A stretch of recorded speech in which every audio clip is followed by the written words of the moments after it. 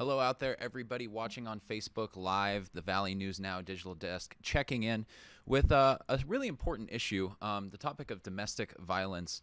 There's something of a nationwide enforcement campaign that's coming down from the U.S. Department of Justice, and it's being spread out in specific communities throughout the United States. One of those is Grand Forks. And so to give a little bit more background on what exactly this entails, how this is going to impact law enforcement in the area, and just a broad stroke on how this is going to change things going forward for the greater North Dakota community, I am lucky enough to be joined by Mac Schneider, the United States Attorney for the District of North Dakota. Mac, thank you so much for stopping by the program. Thank you for having me. All right, well, I have done a little bit of reading naturally in order to properly have you on, but this is something that I would like to explain to the best of your ability for the viewing audience. So just walk me through what exactly the Violence Against Women Act is going to look like in terms of this increased enforcement that's coming down from the national level. Well, I appreciate the opportunity. Yes, just recently, the United States Attorney General approved an initial set of 78 communities, and amongst those communities is Grand Forks, North Dakota, for a designation as jurisdictions of focus when it comes to addressing intimate partner gun violence. And that's pursuant, as you indicated, to the Violence Against Women Act. And what Grand Forks has going for it is a law enforcement community that really for decades has been laser focused on reducing domestic violence, working with community partners to address violence and keep families safe. And this designation by the United States Attorney General and the Department of Justice really is an affirmation of that, and it seeks to build on that history of addressing this critical issue. And tell me if you did have any involvement. How involved were you in getting this designation specifically applied to Grand Forks? How long has this process been in the works? Why Grand Forks as the top of the list, or for the the most impactful place to have this designation applied? Well, this is all about partnerships. And when it looked like this would be a possibility for the District of North Dakota, our office reached out to the Grand Forks County State's Attorney's Office, the Grand Forks Sheriff's Office, and the Grand Forks City of Grand Forks Police Department.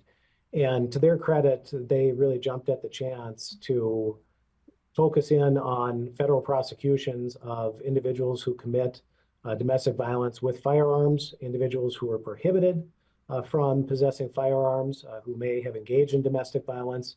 And that's a partnership that we look forward to building off of as this goes forward. So I imagine in the coming weeks, we'll continue to move forward with a plan. I think that plan will include the designation of what's known as a Special Assistant United States Attorney. So someone from the Grand Forks State's Attorney's Office who can prosecute cases not just in state court, but also these intimate partner cases involving firearms in federal court. And that's something our office is very excited about. And again, could have been possible without our partners in Grand Forks being interested and committed to this. And talk to me a little bit about just the scope of the issue and how this can help with prevention, because from what I'm reading and hearing, there's a lot on the prosecution angle of it, which could be somewhat preventative if you are able to take a firearm out of the home before a crime is to be committed.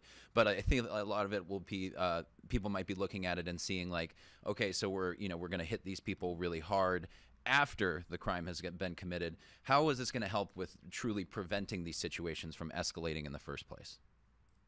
Well, this is about targeting federal prosecutions of individuals who have engaged in domestic abuse and shouldn't have firearms. And so I can give you a couple examples of that. So let's say an individual is arrested for domestic violence in Grand Forks, and the investigation reveals that this individual is a felon in possession of a firearm. That individual will be a federal defendant in the District of North Dakota. Another example, an individual might be convicted in the past of a misdemeanor crime of domestic violence. If that individual has a firearm, that is a violation of federal law. That's a case that could be prosecuted in federal court.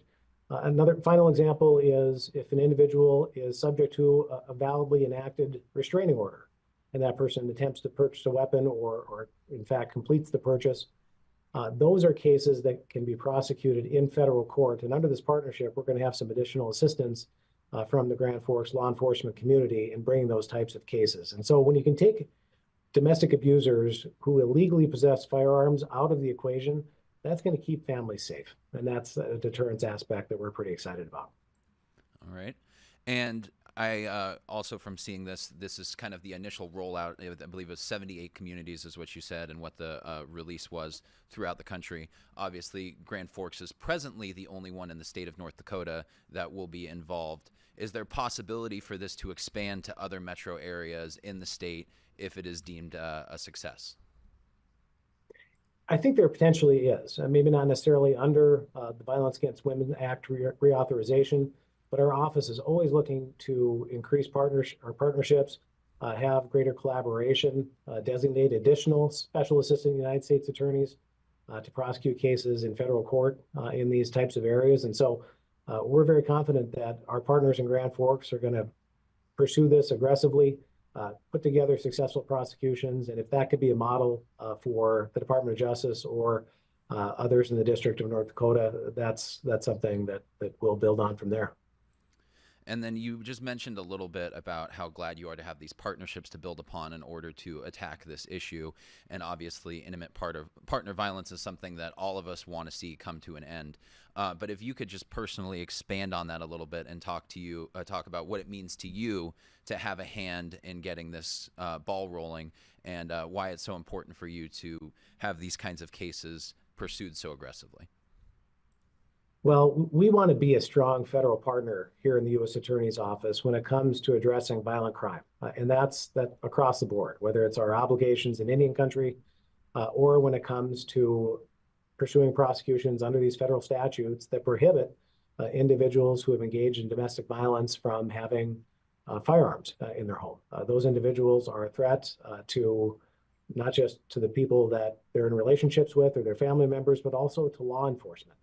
And so when it comes to our office's role, we want to be there to support what's going on across the state and state's attorney's offices and amongst police departments across North Dakota, and really target these dangerous individuals for federal prosecution, where sometimes the sentences are longer. All right. Well, I feel like we hit a lot of the main points here and highlighted a good deal of what is going on specifically with this issue. But is there anything that I didn't ask you about that you would like to throw out there while you have the chance? I think it's pretty well covered. I really appreciate you bringing attention to this important issue. All right. Well, Mac, thanks so much for dropping by the program. I'm sure we'll be in touch about other state developments in the future. That sounds great. Thank you for having me.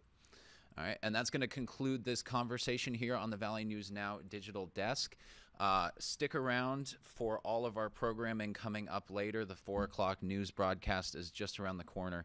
And additionally, I should mention, if you are struggling with this type of situation in Grand Forks, the Community Violence Intervention Center is there for help. There are resources out there, and there's never anything wrong about asking for help when you are in a potentially violent or dangerous situation. So make sure to use those resources, reach out, and get yourself into a better place. For me, I'm going to sign off on the digital desk now. I'm actually going to be hopping out to do some VNL Cares Impact Day stuff alongside our intrepid reporter, Anna Ballweber. I really appreciate all of you stopping by and taking a look at this issue.